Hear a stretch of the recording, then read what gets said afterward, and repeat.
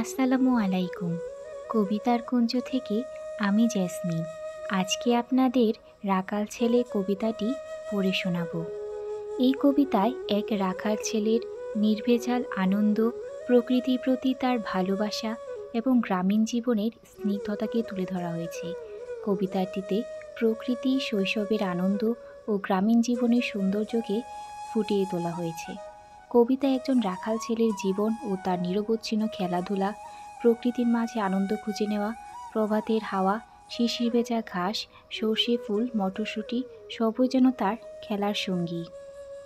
সমাজ তাকে কাজের দায়িত্বের কথা স্মরণ করিয়ে দিলেও সে মনে করে তার খেলাই প্রকৃত কাজ। চলুন তবে কবিতাটি শোনা যাক। রাখাল ছেলে, কবি জসিমউদ্দিন। রাখাল ছেলে, বাড়ি ফিরে যাও, বাঁকা গায়ের পথটি বেয়ে কোথায় চলে যাও? ওই যে দেখো নীল নোয়ানো সবুজ ঘেরা গা, কলার পাতা দোলাই চামর, শিশির ধোয়ায় পা, সেথায় আছে ছোট্ট কুটির, সোনার পাতায় ছাওয়া, সেই ঘরেতে একলা বসে ডাকছে আমার মা। সেথায় যাব ও ভাই, এবার আমায় ছাড়ো না। রাখাল ছেলে, আবার কোথায় ধাও? পূব আকাশে ছাড়লো সবে রঙিন মেঘের নাও। ঘুম হতে আজ জেগেই দেখি শিশির ঝরা ঘাসে, সারা রাতের স্বপন আমার মিঠেল রোদে হাসে।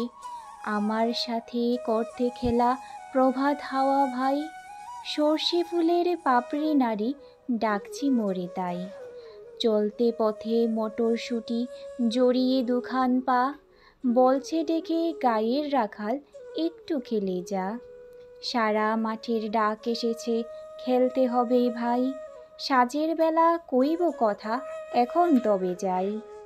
রাখাল ছেলে, সারাটা দিন খেলা, এই যে বড় বাড়াবাড়ি, কাজ আছে যে মেলা। কাজের কথা জানি নে ভাই, লাঙ্গল দিয়ে খেলি, নিড়িয়ে দেই ধানের ক্ষেতের সবুজ রঙের চিলি। সর্ষে বালা নুইয়ে গলা হলদে হওয়ার সুখে, মটর বনে ঘুমটা খুলে চুমু দিয়ে যায় মুখে। ঝাউয়ের ঝাড়ে বাজায় বাঁশি পৌষ পাগল বুড়ি, আমরা সেথা চষতে লাঙ্গল মুর্শিদা গান জুড়ি। খেলা মোদের গান গাওয়া ভাই, খেলা লাঙ্গল চষা, সারাটা দিন খেলতে জানি নেকো বসা। আশা করি সম্পূর্ণ কবিতাটি আপনাদের ভালো লেগেছে।